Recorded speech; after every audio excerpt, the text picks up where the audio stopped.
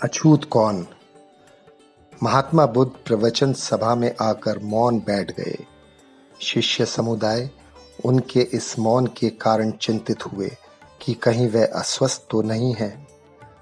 आखिर एक शिष्य ने पूछ ही लिया, भंते, आप आज इस तरह मौन क्यों हैं? वह नहीं बोले। तो दूसरे शिष्य ने फिर पूछा, गुरुदेव, आप स्वस्थ तो हैं? बुद्ध फिर भी मौन ही बैठे रहे।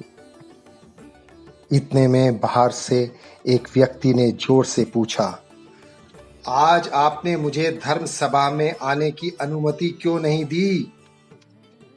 बुद्ध ने कोई उत्तर नहीं दिया और आंखें बंद कर ध्यानमग्न हो गए। वह खड़ा व्यक्ति और जोर से बोला, मुझे धर्म सभा में क्यों नहीं आने दिया जा रहा है?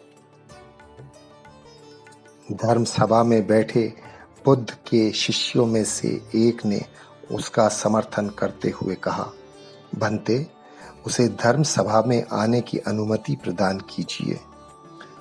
महात्मा बुद्ध ने आंखें खोली और बोले, नहीं, उसे अनुमति नहीं दी जा सकती है, क्योंकि वह अछूत है।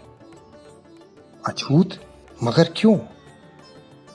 सारे शिष्य सुनकर आश्चर्य में पड़ गए कि भंते, ये छूत अछूत कब से मानने लग गए हैं। महात्मा बुद्ध ने शिष्य समुदाय के मन के भावों को ताड़ते हुए कहा, हाँ, वह अछूत है। वह आज अपनी पत्नी से लड़कर आया है। क्रोध से जीवन की शांति भंग होती है। क्रोधी व्यक्ति मानसिक हिंसा करता है। इस क्रोध के कारण ही शारीरिक हिंसा होती है। क्रोध करने वाला अछूत होता है, क्योंकि उसकी विचार तरंगे दूसरों को भी प्रभावित करती हैं। उसे आज धर्म सभा से बाहर ही रहना होगा। उसे वहां खड़े रहकर पश्चाताप की अग्नि में तप कर शुद्ध होना चाहिए। शिक्षकगण समझ गए कि अछूत कौन है। उस व्यक्ति को भी बहुत पश्चाताप हुआ। उसने कभी भी क्रोध ना करने का प्रण लिया।